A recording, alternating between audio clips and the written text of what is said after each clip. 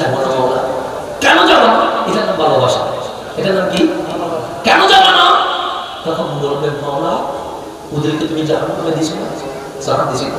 সোরা কারা জানো? সে কারা? ইয়াসুমুনা মানা, ইউসাল্লুনা মানা, ইয়াহুজ্জুনা মানা। তারা তো ওরা যারা আমার ইমামতিতে আমার সাথে নামাজ পড়েছিল, ওরা তারা যারা আমাদের সাথে হজে গিয়েছিল, ওরা তারা যারা আমাদের সাথে সেহরি ইফতার করেছিল। বসে আদাখালতাহুম ফিন্নার, তুমি ওদেরকে জাহান্নামে দিয়ে দিয়েছো। আল্লাহ বলল তোমার কথা কি? সওরা যদি জাহান্নামে যায় আমরা জান্নাতে যাব না। তখন আল্লাহ বলছে ইযহাবু, যাও জাহান্নামের দুয়ারে যাদেরকে চেনো, মান আরিফতুম, যাদেরকে চেনো তোমরা তাদেরকে তুলে জান্নাতে নিয়ে যাবে। সুবহানাল্লাহ। এটা যদি শিরক মনে হয় ইমাম বুখারী করছে, আমি বলি এটা যদি শিরক মনে হয় আমার নবী সাহাবী হযরত ইমাম আবু সাঈদ খুদরি উনি করছে। এটা যদি শিরক মনে হয় আমার নবী বলছে, আমার নবী শিরক করতে পারে? আপনার দৃষ্টিতে শিরক মনে হলে কি আছে? যা রাসূল তো বলতেছেন আল্লাহর প্রিয় বান্দাগণ কাল হাশরের ময়দানে সুপারিশ করতে পারবে। আমি বলি রাসূল বলেছেন, বুখারীতে আছে। আমি আরবিতে বলছিলাম, বাংলাতে নাই। বাংলা যেটা বানাইছে নবী জামানায় তো বাংলা বুখারী ছিল, রাসূলের জামানায় ছিল, সাহাবী জামানায় ছিল, তাবিঈর জামানায় ছিল, তবে তাবিঈর জামানায় ছিল, আবু হানিফার জামানায় ছিল, ইমাম শাফিঈ জামানায় ছিল, ইমাম মালিকের জামানায় ছিল, ইমাম নাসাই জামানায় ছিল। তো কোন রাসূল বলেছে তুমি বাংলা বুখারী পড়িও, এরকম কোন হাদিস আছে? কোন সাহাবী বলেছে বাংলা বুখারী পড়িও আছে? কোন তাবিঈ বলেছে বাংলা বুখারী পড়িও আছে? আজকে থেকে 200 বছর আগেও বাংলা বুখারীর কোনো অস্তিত্ব নাই। আজকে যারা বেদাতের বাজার গরম করে দিয়েছো বাংলা বুখারী পড়ে, আমি বলবো বাংলা বুখারী পড়া জঘন্যতম বেদাত। জঘন্যতম বেদাত, এটার চেয়ে বড় বেদাত এই জমিন আর হতে পারে? জঘন্যতম বেদাত। নবী কোনদিন বাংলা বলে নাই, সাহাবী কোনদিন বাংলা বলে নাই, তাবিঈ কোনদিন বাংলা বলে নাই, ইমাম বুখারী যাকে বলছেন উনি কোনদিন বাংলা বলে নাই। আপনাকে বাংলা বুখারী বলতে বলছে কে? নিজে বেদাত করে অন্যের ঘরে বেদাত খুঁজো, এর চেয়ে বড় দুঃখের আফসোসের বিষয় হইতে পারে? বাংলা বুখারীতে অনেক কিছু তুলে ফেলেছে। নবী হাত তুলে মোনাজাত, এটা বুখারীতে আছে, ওরা তুলে ফেলেছে। নবীজি নামাজ আসতে দেরি করতেছেন, কিসে আসতে? নামাজ আসতে। সাহাবীরা নামাজ পড়ছে, সিদ্দিক আকবর ইমামতিতে।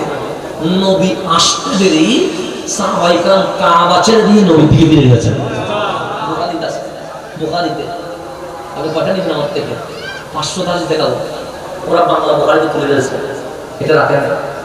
রাসূল যদি ইন্তেকাল করবে, রাসূল যেদিন কি করবে, হাদিস বর্ণনা করেছেন আনাস রাদিয়াল্লাহু আনহু, যে ফি ওয়াজিন নবী, নবীজির অসুস্থতা সময়ে 3 দিন নবীজি মসজিদ আসেন।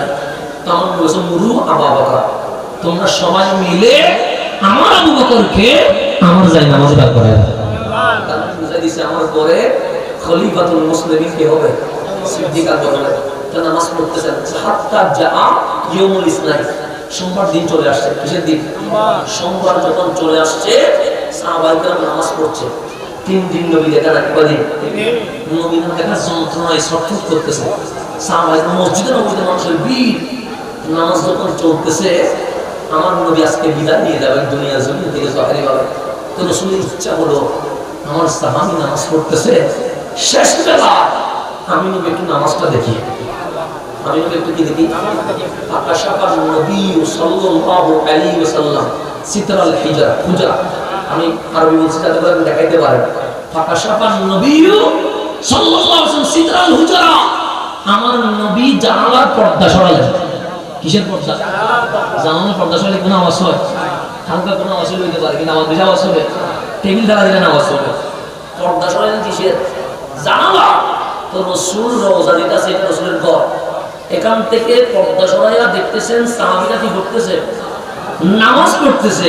এই সামান্য পর্দা আওয়াজ হচ্ছে। হযরতে আনাস বলছে সিদ্দিক নামাজ পড়াচ্ছে আবু বকর, ওনাকে নামাজে রেখে আমরা কাবা ছেড়ে দিয়ে সবাই নবীর ঘর দিকে ফিরে গেছি। সবাই কোথা দিকে? কাবার দিকে। কম রাসূলুল্লাহ, আমার নবী জানালা ধরে কি হয়েছে?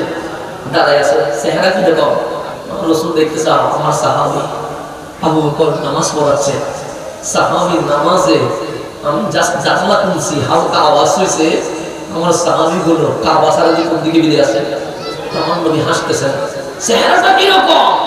আনাস বলতেছেন, বসে কাওয়ারাকাতি মাসহাফি, কোরআন শরীফ খুললে পাতাগুলো যেরকম কিলকিল করে আসে, আমার নবী চেহারা সেরকম হাসতেছে। তখন আমরা কি বললাম? বসে আমরা সবাই সিদ্ধান্ত নিলাম, আমরা সবাই কি নিলাম? সিদ্ধান্ত নিলাম, মানে আমরা না আরব না, আমরা সবাই সিদ্ধান্ত নিলাম। কি সিদ্ধান্ত নিলাম? নামাজ কাজা করবো।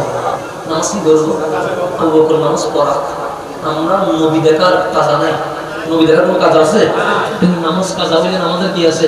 তো সাহাবায়ে কেরাম সিদ্ধান্ত নিলেন, আমরা সবাই একসাথে সিদ্ধান্ত নিয়েছি নামাজ এখন পড়বো না, এটা কাজা করবো, আগে নবীকে দেখে নিব। দিদার রাসূল সবাই নবী দেখতেছে, 3 দিন দেখে নাই মনে কষ্ট, এখন দেখেছে আনন্দ, কষ্ট আনন্দ বেরিয়ে গেছে। এই এক হওয়ার ছুটে সাহাবায়ে কেরাম চিল্লায়া কান্নাকাটি শুরু করে দিয়েছে। সবাই কি করতেছে? কাঁদতেছে। কান্নার আওয়াজ শুনে ফাজান্না আবু বকর সিদ্দিক আকবর মনে করছে নবী মনে হয় কোথায় চলে আসছে, মসজিদে নববীতে চলে আসছে, এটা মনে করছে। ইমামতুল মুসাল্লা ছেড়ে প্রথম কাতারে চলে আসছে, মনে করছে ফাজান্না আবু বকর যা রাসূলুল্লাহ, মনে করছে নবী কোথায়, মসজিদে। সাহাবীরা কান্না করতেছে, মনে করলেন 3 দিন দেখে নাই নবী এখন আসছে, সেজন্য কাছে উনি আস্তে করে পিছনে চলে আসছে। প্রথম কাতারে এসে দেখলেন নবী নেই, বামে দেখলেন নবী নেই। কে সাহাবী কাঁপছে কেন? সাহাবীদের মুখের দিকে তাকায়া দেখে সবাই নবীর ঘরের দিকে। সবাই কোন দিকে? সিদ্দিক আকবর নবীর দিকে। কাবার দিকে আর কেউ আছে? নামাজ আসানা গেছে, ফতোয়া গেছে, কিন্তু নবী দেখলে ফতোয়া নামাজ গেছে নয়, নামাজ কবুল হচ্ছে। নামাজ কি হচ্ছে?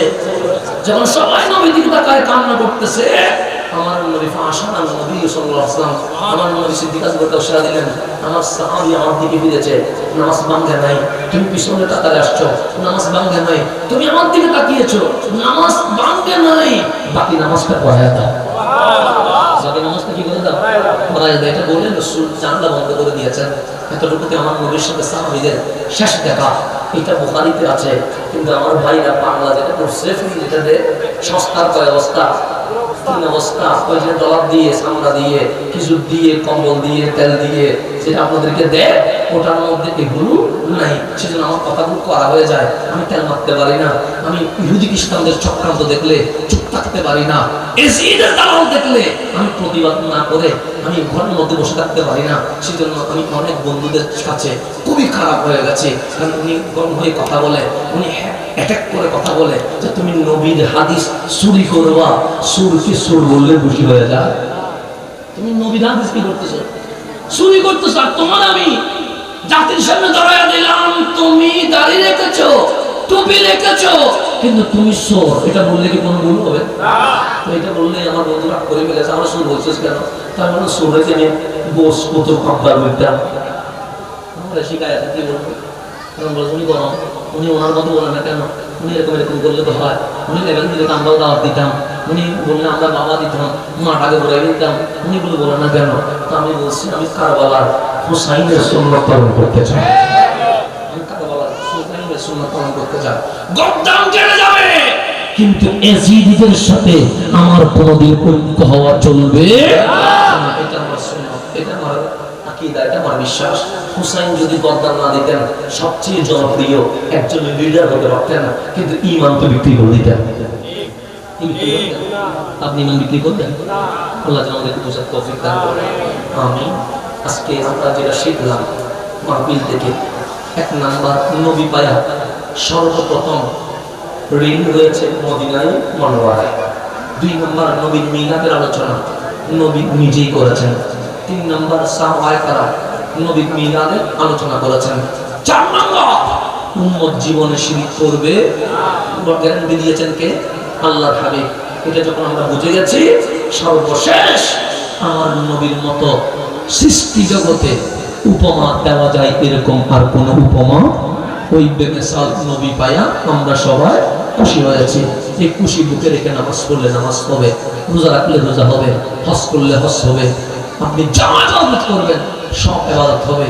এই খুশি মাইনাস করে ইবাদত করলে আব্দুল্লাহ ইবনে উবাইয়ের মতো ইবাদত হয়ে যাবে। তখন ইবাদত করেও যেন কিছু করা হয়নি। রব্বে করিম আমাদেরকে সকলকে বুঝার জানার তৌফিক দান করুন, আমিন।